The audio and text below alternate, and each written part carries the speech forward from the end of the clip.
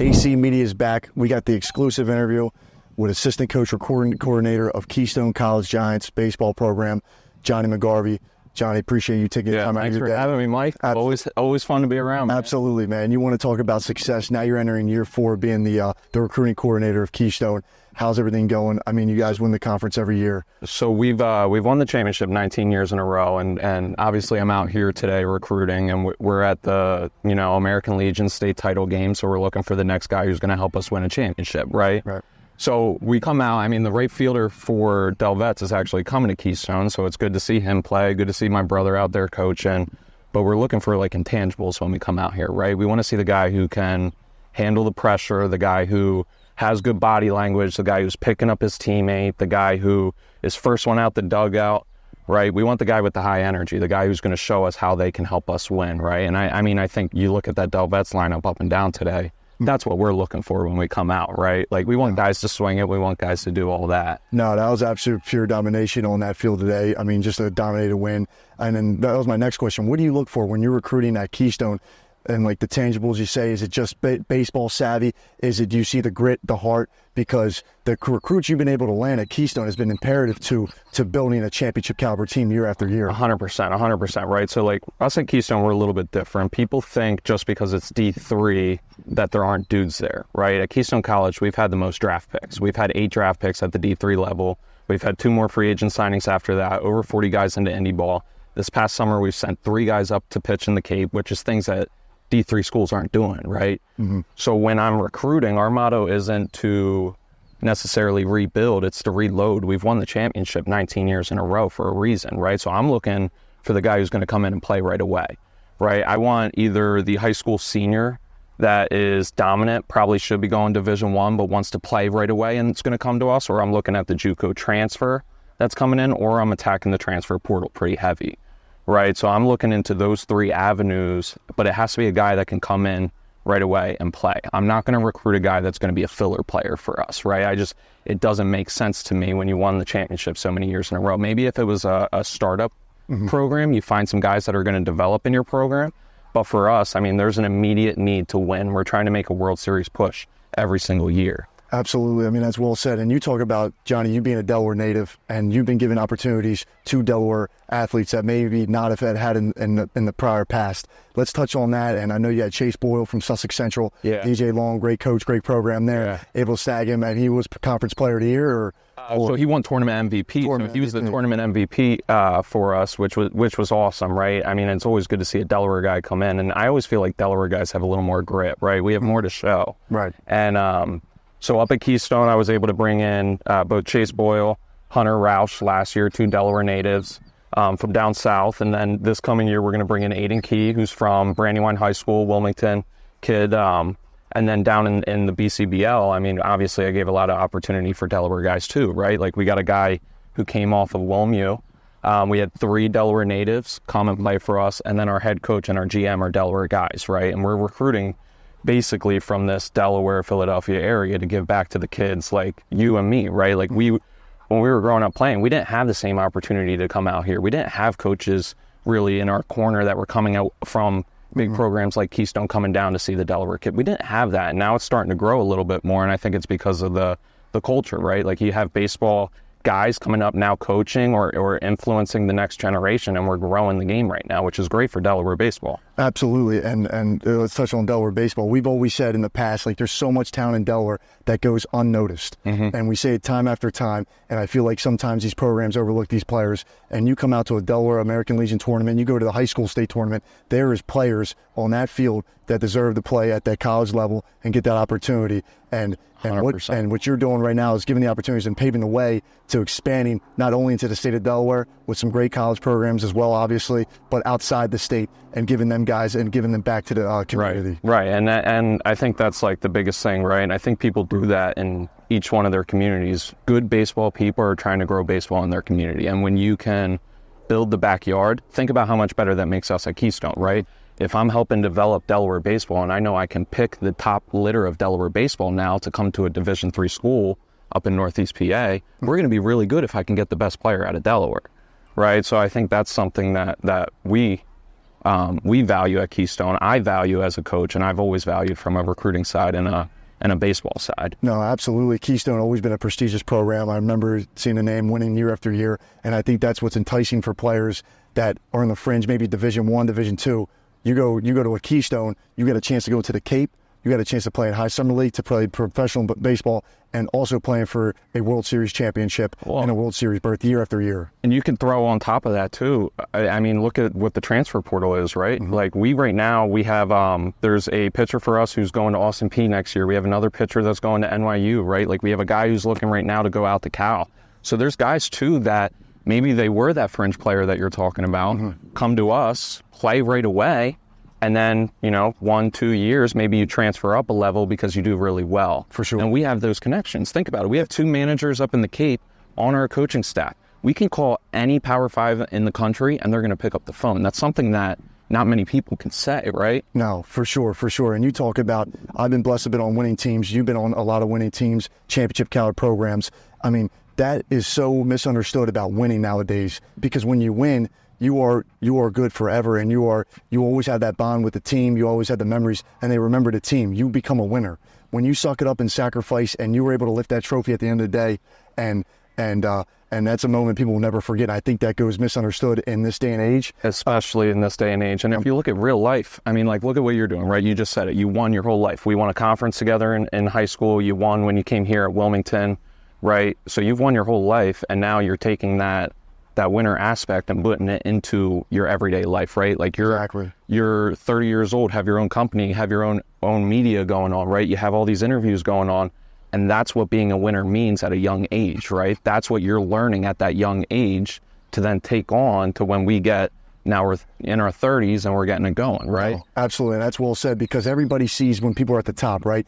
A lot of people don't understand the building process it takes to build a successful company, a successful team. There's a lot of there could be bad days, peaks and valleys, like we say. But like, as long as you're in and you mesh at the right time and you lift up and you win at the end, that's what winning's about. Is putting it in and not cutting corners, and building it the right way, putting in the work, hard days, long days you might not want to show up, work, and that's what everything instills, and that's what you instill to your players, and that's how you've always played. 100%. And that's why I always admired about your game, is that you never cut quarters. You're self-made, self-taught, and look where you're at now. So also, Johnny, this summer put together a team in the Myrtle Beach Collegiate League, the Whack-A-Mole Waves, who won the league championship in year 1 of him taking over the team. And not only was he the general manager, owner, his brother, Tyler McGarvey, was the head manager and skipper of the team. I mean, that's what dreams are made of. I mean, how does it feel to that summer? So, for one, I mean, how often do you get to win a championship with your brother, right? Like, I've been lucky enough to do it a couple times, so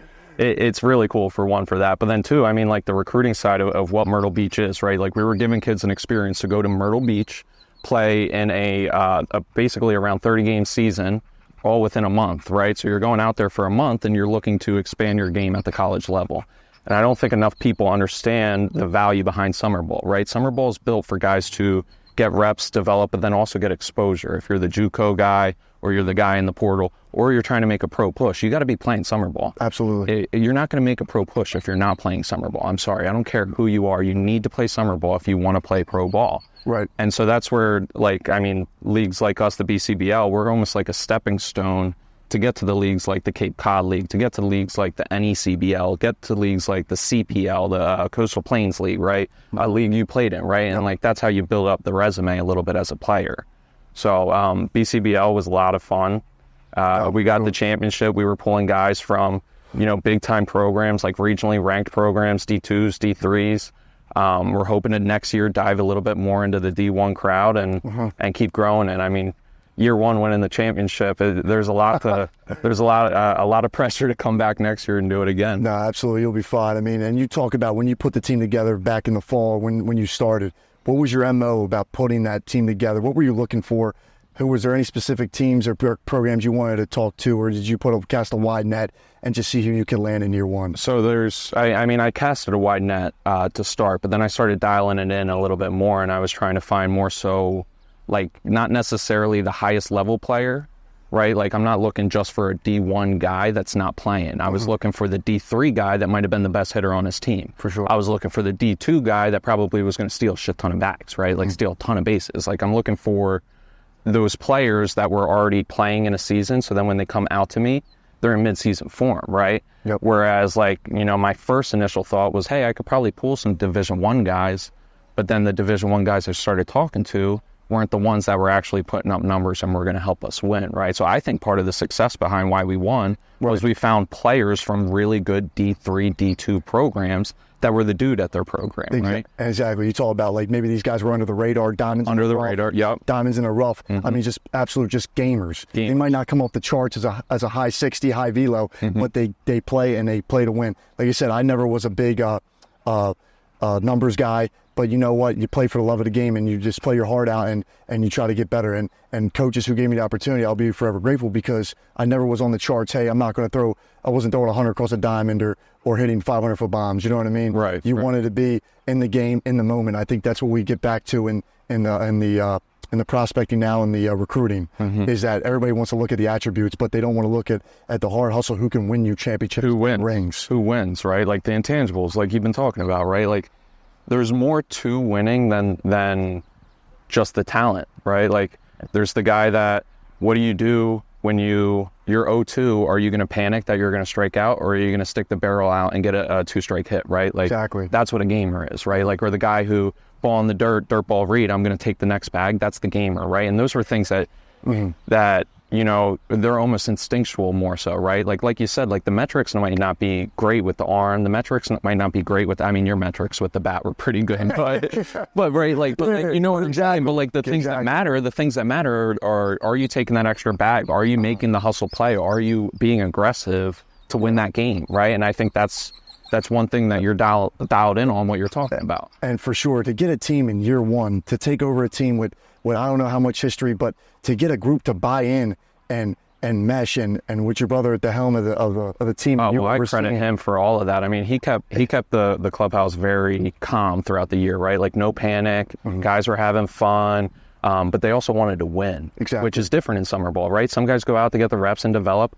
Our group bought in so fast to winning, and I think a lot of that was because of Tyler, my brother, right? Like, absolutely, just a good culture coach, good culture players coach, and I think that's where a lot of coaches and that's where the game shifting player wise is kind of fitting towards that role of being, hey, we're here, we're obviously going to help you, but let's do this, because baseball's a hard sport as it is. You know what I mean? So you want to get in there and then keep these guys relaxed and always playing at their best ability. Yeah, 100%. Like, more of that new school look, more of that, like, I don't want to say laid back, because he's still going to hold people accountable when needed, but it's how you deliver the message, right? Like, comfortability, right? Like, delivering the message in a way where players aren't getting offended, but learning. And he was really good at that. Being able to, hey, maybe you had a tough day at the plate, but going up to hey, coach, what did you see today, without having to worry, hey, I don't know if I'm going to be in a line. Yeah, right. Getting nervous about it, right? Right. You want to be comfortable, and you want to get into the game, and that's I think the relationship that a lot of players have with coaches that I think on major league teams and stuff, they can have that conversation and be like, hey, what can I fix here? What can I go to here? 100%. And that's when you're finding a team and a program, you want to make sure you're on the right fit to doing that. And you talk about back into whack-a-mole waves year one, getting the players bought in and winning the championship. I don't think people understand how hard that really is. Oh my gosh. And they don't see the hours that you put in either, right? So like, people only think of that month that we were actually playing. Right, I took the job as the GM in November. I didn't have a complete team set until about a month before we went out, right? So like, think about how many times you have to be told no, and how many times you have to fail when you're putting together a team like this, right? Like, I was told no probably over 1,000 times to build this team. And you know, the resiliency of like not giving up, I think that's why we win at the end of the day, right? And that carries on to your players, and that carries on to their community afterwards, right? And that's what this is about. And we'll finish with this: when players and coaches they have like maybe a hard block or a road block early in their career, they want to kind of fold up and just let it eat it up. You got to go around and keep building and understand that success isn't always here. It's up and down, peaks and valleys, like we talk about. And what have you seen in your coaching career to propel you to being a head coach, no doubt in my mind, at a very powerful school one day? Well, so I think I think the one thing of the ups and downs of what you're talking about is the resiliency of recruiting, right? Recruiting is very hard. I always say there's a difference between scouting and recruiting. I've seen really, really good players. I know I can't recruit them to Keystone because they might not be a fit. We might not have their major. Maybe financial aid's different. Maybe it's a location thing, right? It might not be the fit. So as a recruiter, right, where I think I've started to learn and why I think I'm ready to be a head coach is I can fit a mold to whatever school I go to now. I've been a part of recruiting at 3 different places now between Whack-A-Mole, Immaculata, and Keystone, right? And in each place, you have to find a different type of player that has different interests and everything like that. And I think that's the grind of what's going to get me into that head coaching spot is being able to find a good player, but not only a good player off the field too. If you look at like the academic monitoring side of what we do, I mean, me in 5 years of coaching college baseball, I've overseen academic monitoring. I've never had a player be ineligible because of the academic monitoring, right? So like those are different things too that I think helps to elevate to that coaching spot, right? But like you're learning these types of things through the adversity of failure, right? Like I pick up a phone call and someone tells me no. Well, what do I need to change to get that person to say yes? Right? Exactly. So I'll wrap it up with one final question. Any athletic directors, decision makers that might be watching this this piece, what do you have to say to them and saying, hey, I'm ready to be a head coach. I'm ready to take that next step and leading your college to school to victory? Well, I think if any athletic director is looking at this and they're looking to hire a head baseball coach, I think I'm the right fit. I believe I'm the right fit. And the reason why I think I'm the right fit is because I teach leadership, time management, and work ethic, right? And those are 3 things that you won't get anywhere else other than in a student-athlete life, right? And I think I'm a firm believer in that student-athlete life is something that you can't teach in a classroom, right? And student athletes come out of this a lot better. They come out of this knowing how to communicate. They know how to lead. They know how to do their work. They go into a job and they're usually one of the top salesmen when they get into that job, right? Like those are all things that I teach. So I believe I'm ready to be a head coach because not only am I going to put a good product out on the field, but I'm also going to build a very, very good human being through the process. No, and that's well said. And like you said, like for my final piece, I mean, I've known Johnny for a long time now. Honestly, we grew up together, played Little League, college to now. I mean, you're not going to meet someone so fulfilled and so ready to take that challenge and ready. And we talk about it. And for my success in being coaching and stuff like that, I mean, Johnny's ready to get after and take it to the next level because, I mean, really the sky's the limit. I mean, you're a head coach at Wayne, brother. Keep it going and keep pushing, bro. I appreciate it, Mike. Dude. Good talking, man. Unbelievable, bro.